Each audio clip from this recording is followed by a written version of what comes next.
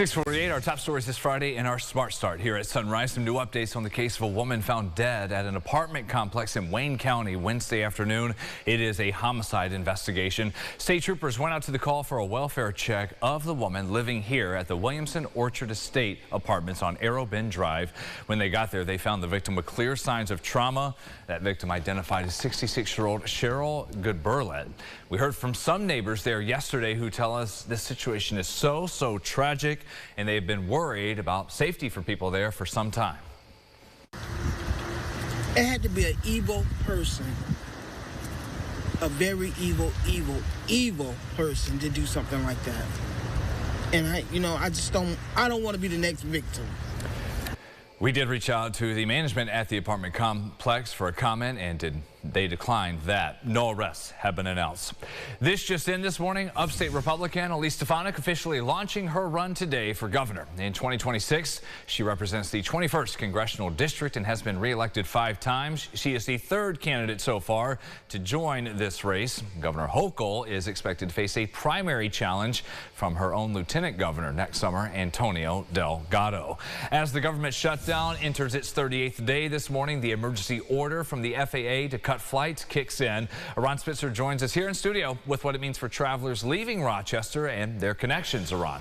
Brennan, 40 high-impact airports, the nation's busiest hubs, will begin reducing flights by about 4% this morning, with airlines reducing all flights by 10% by the end of next week. More than 500 flights originally scheduled for today have already been canceled. That, according to FlightAware, a website that tracks flight disruptions. Rochester is not on the list of 40 airports targeted, but travelers can expect some impacts on their connecting flights. Mark Gruba with AAA offers advice, saying to use the carrier apps to get real-time updates and double-check if where you're flying to is on the list of airports affected.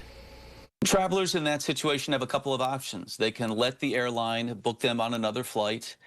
They can get a voucher for a future flight, or they can ask for a full refund. That came down as part of the order that refunds must be issued to travelers that want them. As for Thanksgiving plans, Gruba says make sure to purchase travel insurance if you book a flight, or if you can, take a different type of transportation. Brennan? On that, other news that car rentals are up. Around things, flights not the only big impact, of course, from this shutdown.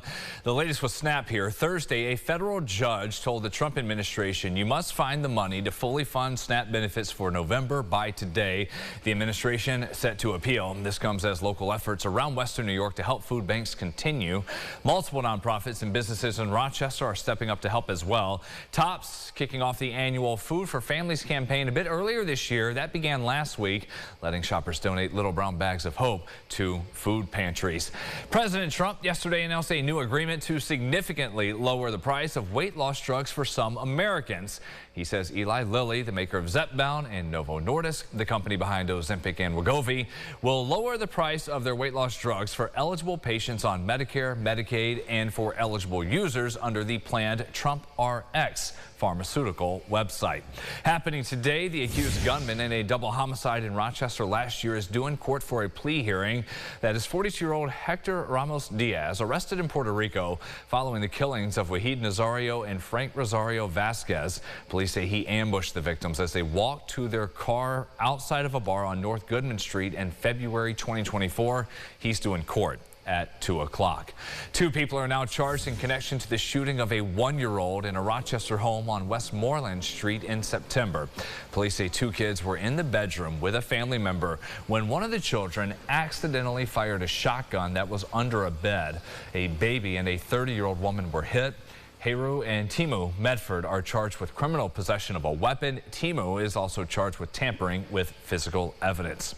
Sunrise traffic here at 6:52. Accident eastbound 531 and 490 there on the west side. You see that view far out from our Greater Rock Sky Eye. Still got one right lane blocked on the Bay Bridge heading eastbound from Irondequoit going into Webster.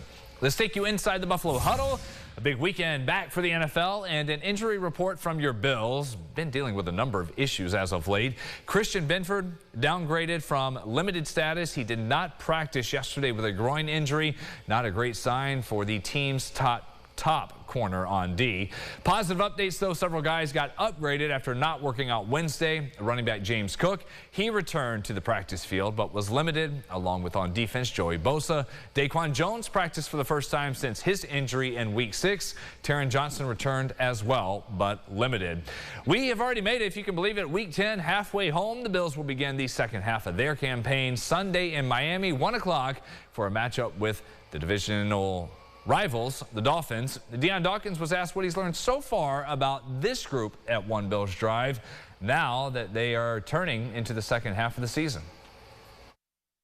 We're a tough group, and I've learned that we can roll with punches. We can roll with injuries and roll with punches. And guys have a real,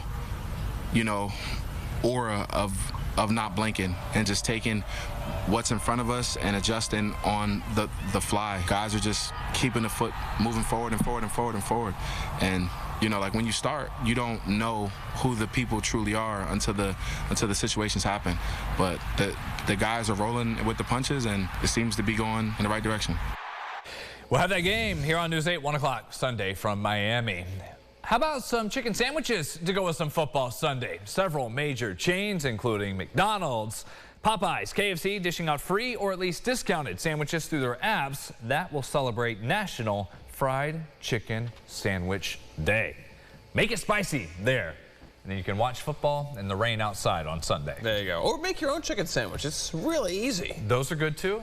Healthier option. You can grill it if you want. Just slab on the sauce. Sure, right. And then get those buns ready to go as well. If today's your day, maybe heading out to eat this evening, you will run into rain showers early this evening. So for those that do like to get a quick early dinner, you and me, 5 p.m. I know. You talked about this yesterday about after 6 o'clock. And I was like, what? Friday? Come on. 4 o'clock. Let's go. That sounds great. And then we do see a quiet Saturday, which is nice. That's your day to get some outdoor work done before what will be a wet Sunday. Rain showers a good portion of the day there. And hey, you might be surprised. I know you get up early on Sunday morning. Maybe a quick mix. You see lows in the 30s there. So maybe a quick mix over to rain. And then here we go. Monday and Tuesday, those will be the big highlight days where we see a lot of snow showers around, but little accumulation. It's more novelty where you see it flying in the sky. More coming your way, 9 o'clock for our podcast. Much different than our usual sunrise show. Have a lot of fun, some laughs there.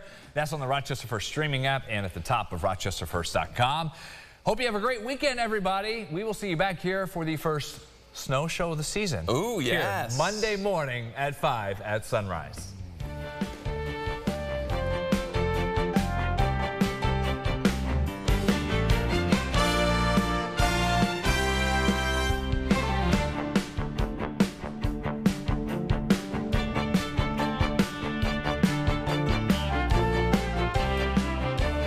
Follow News 8 wherever you are on rochesterfirst.com, Facebook, X, and on our app for news and weather.